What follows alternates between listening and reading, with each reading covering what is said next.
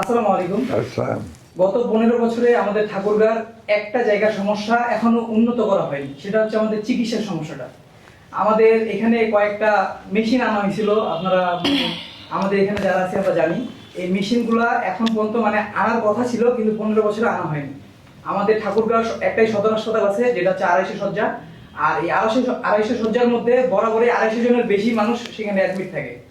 আর তাছাড়াও আমাদের ঠাকুরগাঁও জেলার মধ্যে যেগুলো উপজেলা রয়েছে, রানীশঙ্কর, হরিপুর, পীরগঞ্জ, এই রোগীগুলা সিরিয়াস কোনো রোগ হলেই যখন ঠাকুরগাঁও সদর হাসপাতালে আসার চেষ্টা করে স্যার, তখনই মনে করেন 20 থেকে 25 মিনিট চলে যায়। এই 20-25 মিনিটের মধ্যেই দেখা যায় যে আমাদের যে ঠাকুরগাঁও সদর হাসপাতালে আসার রোগীর অবস্থা আরো খারাপ হয়ে যায়। আর ম্যাক্সিমাম সময় দেখেছি এখানে যদি সেই চিকিৎসাটা পাইতো তাহলে অনেক রোগী বাঁচে যেত। কিন্তু দেখা যায় যে এখানে চিকিৎসা না পাওয়াতে এখান থেকে রংপুরে রেফার করে দেওয়া হয়। আর রংপুর যেতে যেতে অনেক রোগী মারা যায়। কিছুদিন আগেও এরকম ঘটনা আমার নিজ চোখে দেখা।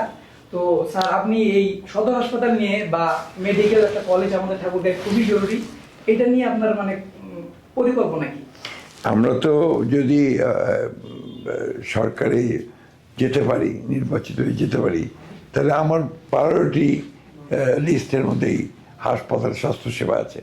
কারণ আমি নিজে হাসপাতালে 2 একবার গেছি, রোগী দেখতে গেছি। এখানে ঢোকা যায় না, হরিবল সিচুয়েশন। আমি এখান থেকেই হেলথ সেক্রেটারিকে ফোন করেছিলাম যে আপনার অবস্থা নিজে এসে দেখেন না কেন। তো এই গভর্নমেন্টের, এই ক্যাটাগরি গভর্নমেন্টের সেটা কোনো উদ্যোগ নেয়নি, আগের গভর্নমেন্টের নেয়নি। ফলে এটা একটা ভয়াবহ অবস্থায় আছে। ট্রাই, আমরা চেষ্টা করবো যে যত দ্রুততার সঙ্গে সম্ভব ঠাকুরগাঁও হাসপাতালে উন্নয়ন করার জন্য। এখানে আর একটা মারাত্মক ঘটনা আছে, আইসিইউ। এখানে প্রভিশন আছে কিন্তু কোনো ব্যবস্থা নাই, এটার ব্যবস্থা করতে হবে। তারপর এখানে অ্যাম্বুলেন্সের ঘাটতি আছে, প্রচুর অ্যাম্বুলেন্স লাগবে। আর যেটা বলা হলো যে থানা থেকে এখানে আনতে, থানাতেই তো সে ব্যবস্থা করা প্রয়োজন। তো এটা আমাদের সামগ্রিক গোটা জাতীয় সমস্যা।